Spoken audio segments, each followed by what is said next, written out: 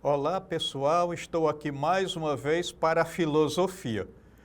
Hoje nós vamos tratar de um tema extremamente relevante para todos os tempos, não é só para a contemporaneidade. Trata-se do tema Teoria Geral da Política, que nada mais é do que filosofia política. Então, Teoria Geral da Política. Essa teoria é uma das áreas da filosofia. Nós temos a ética, nós temos a metafísica, nós temos a estética, temos a linguagem e temos a política. Então, a política é uma área da filosofia e eu diria que uma teoria geral sobre a política é uma sub-área da filosofia política, que é verdadeiramente área da filosofia. Então, a filosofia política é uma área, eu poderia até dizer, é uma sub-área da filosofia que analisa questões políticas como a natureza do Estado, a justiça, a liberdade e o pluralismo. Também busca compreender as relações entre os cidadãos e seus governantes e como organizar a vida em sociedade. Então, quais são os objetivos da filosofia política? Temos aí o seguinte: primeiro, questionar e problematizar as ideias e as ações políticas. Segundo, entender os elementos que norteiam a sociedade. Terceiro, refletir sobre a origem e a organização da vida em sociedade. E, finalmente, analisar as implicações do convívio social para os indivíduos. Então, é aquela coisa: prevalece a vontade individual ou prevalece a vontade coletiva? Nós vamos ter filósofo que vai dizer que tem que prevalecer a vontade coletiva e outros filósofos que vão dizer que ninguém vai se juntar com ninguém para ter os seus direitos e os seus interesses diminuídos. Então, nós temos vários pensadores da filosofia política. Podemos colocar como primeiro, ainda na antiguidade, Platão, depois Aristóteles, ainda da filosofia antiga, Agostinho e Aquino, que são da filosofia medieval, embora que Santo Tomás de Aquino tenha vivido aí na Idade Média e Santo Agostinho ainda no final da Idade Antiga, mas Agostinho é fundamentalmente um filósofo tratado na Idade Média. Aí nós temos Nicolau Maquiavel, que vai inaugurar a política moderna, e os contratualistas, Hobbes, Locke, Montesquieu e Rousseau. Temos ainda Baruch Spinoza, Hegel e Michel Foucault. Agora, metodologia. A filosofia política não usa um método específico para organizar os seus estudos e pressupostos. Até porque, se a gente for utilizar os métodos das ciências naturais, uma vez que a política é uma ciência social, não vai dar muito certo. Porque se eu jogar esse objeto que eu tenho aqui na mão para cima, se tiver força de gravidade, e a Terra tem, ele vai cair. Mas nem toda vez que eu fizer eleição entre dois candidatos vai ganhar o mesmo candidato. Então, é um pouco complicado usar o método das ciências da natureza para as ciências sociais. Então, a metodologia ela tem uma preocupação mais com a problematização do que com a formação de conhecimento pronto e acabado. E existe uma relação com a ciência política. Então, a filosofia política é justamente um instrumento para a ciência política. Agora, Platão e Aristóteles foram, assim, os fundadores da filosofia política. Então, foram filósofos gregos que tinham diferentes concepções sobre a política, mas ambos acreditavam que ela deveria promover a felicidade, que em grego nós vamos chamar de eudaimonia. Então, Platão, ele vai dizer que a aristocracia, governo dos melhores, e dos mais aptos, é a coisa mais importante. Então, ele prima pelo governo dos reis filósofos. Então, aqui, a Constituição é menos importante do que o rei. Ao contrário de Aristóteles, que vai achar que a Constituição é mais importante do que o rei. Então, Aristóteles considerava que o homem é um animal político e Platão considerava a democracia um regime de diversidades de ideias, mas não o ideal. Então, a democracia era constituída por uma infinidade de ideias, mas não era a coisa melhor. Então, a cidade ideal é a Politeia, que ele chamava a República. Inclusive, a obra dele, a República, vai falar justamente da cidade ideal, a Politeia. A justiça pessoal era o ponto de partida para a justiça social. Então, nós temos que partir do bem-estar individual para o bem-estar coletivo. Baseava sua teoria política na justiça e na sabedoria. Então, o Platão, ele vai definir o governo dos filósofos como sendo a melhor forma de governo. Aristóteles, para começar, ele vai dizer, o homem é, por natureza, um animal político. Então, considerava a igualdade entre os cidadãos, entre aspas, e a lei como balizador. Então, a Constituição é mais importante do que o rei, e cidadão aqui são os melhores, viu? Mulheres, escravos e estrangeiros não contavam. Então, aqui se trata do cidadão que nasceu em Atenas, é o cidadão ateniense.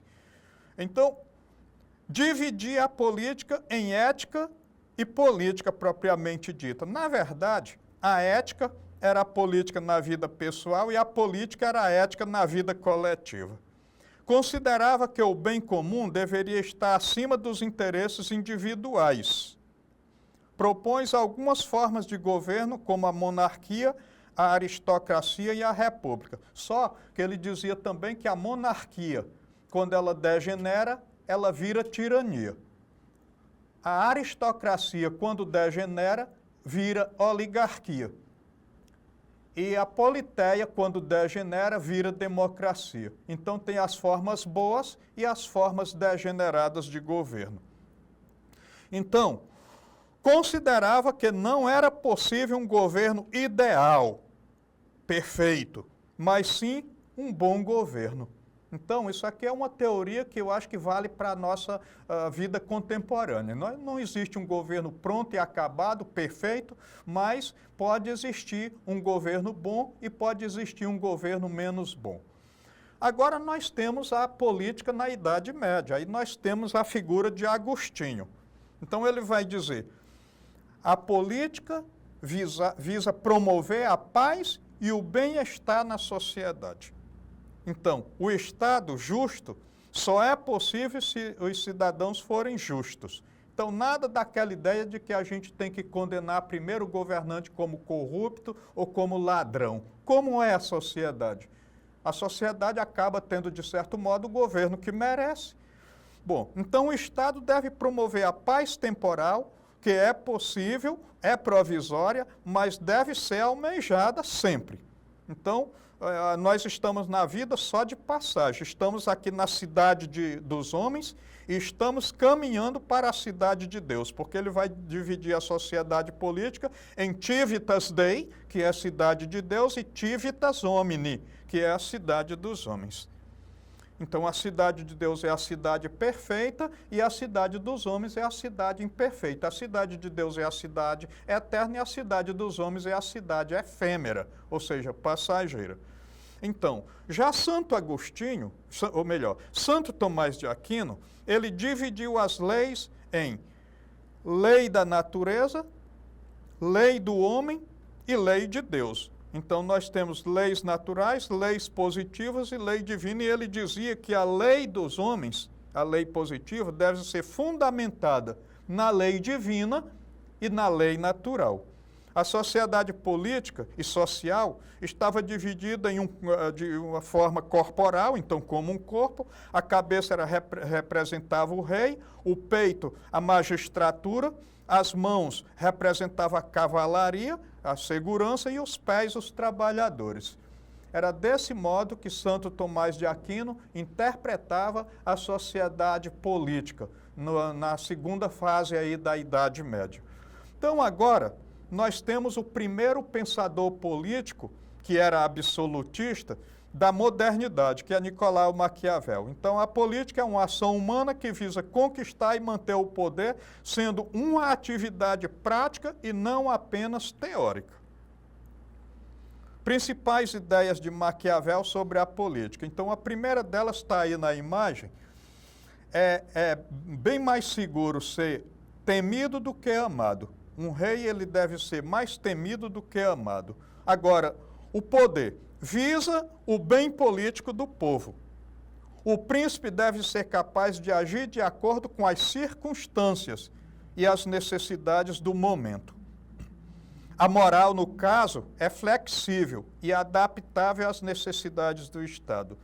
Então, ele vai defender que, no lugar da virtude, o rei tem que ter a virtude, que significa, na verdade, sagacidade e esperteza, para chegar ao poder e se manter. E a fortuna, que são os meios necessários para chegar ao poder e se manter. Então, são os recursos econômicos, é a força militar, é a força das armas, é a força do convencimento, são os meios. A fortuna são os meios. E ele vai dizer que os fins justificam os meios. Aliás, a gente nem sabe se essa frase foi proferida realmente por ele, mas é atribuída a ele de forma acertada, porque retrata aquilo que ele pensava. Agora, nós vamos ter, na modernidade, os principais contratualistas. Thomas Hobbes, John Locke, Montesquieu e Rousseau. Então, eles vão dividir a história da política em estado de natureza e estado de direito. Thomas Hobbes vai dizer que no estado de natureza, o homem é lobo do homem, existe uma situação de barbárie e caos social. Já nós precisamos constituir o estado de direito com o consentimento de todos, o estado se torna, portanto, hegemônico, um Leviatã, e vai levar em consideração os direitos individuais, mas vai promover os 3 direitos naturais que ele identifica como vida, justiça e propriedade. Já o John Locke, ele vai dizer que a vida no estado de natureza é uma vida de liberdade. Já tem vida, liberdade e propriedade. Só que cada um é juiz da sua própria causa, porque não tem lei nem tem rei. Então, ele vai dizer que é necessário que a gente constitua o Estado de Direito justamente para garantir os 3 direitos naturais, que ele vai entender como vida, liberdade e propriedade. Aí nós temos o Montesquieu, que ele vai dizer que no estado de natureza, o homem tem medo e fraqueza. Agora, ele tem que constituir o Estado de Direito, primeiro, para vencer o medo e a fraqueza. Segundo, para garantir os direitos individuais. Terceiro, para garantir a competição entre os membros do próprio grupo. E quarto, justamente para garantir que se sobreponha a vontade individual sobre a vontade coletiva, desde que não haja conflito. E Rousseau, ele vai dizer que no estado de natureza o homem vive bondade, pureza, inocência, liberdade e vida ideal. A propriedade privada gerou conflito e com esse conflito nós vamos ter a necessidade do Estado de Direito para controlar o conflito, para manter a vida sob controle. Então nós temos mais recentemente Norbert Bobbio, que é um pensador italiano, diz que um dos maiores viés da política, uma das coisas que faz com que a política se torne boa, é justamente a prática de viver em profundidade o conceito de poder, poder como serviço. Então ele acreditava que o poder político se baseia na posse dos meios para exercer a força física, mas também enfatizava que a sua legitimidade vem do consenso da sociedade organizada, o que é bem melhor do que o uso da força. Então ele defendia a democracia como o sistema político mais legítimo, o melhor, o mais desejável, destacando a importância dos direitos humanos e do pluralismo. o voto de todos os cidadãos deve ter o mesmo peso.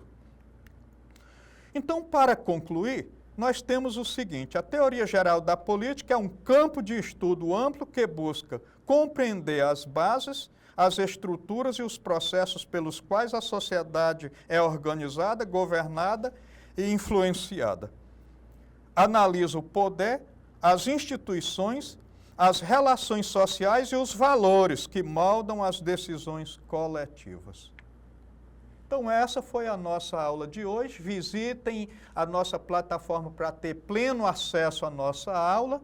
Desejo a todos muito sucesso nos estudos e até a nossa próxima oportunidade.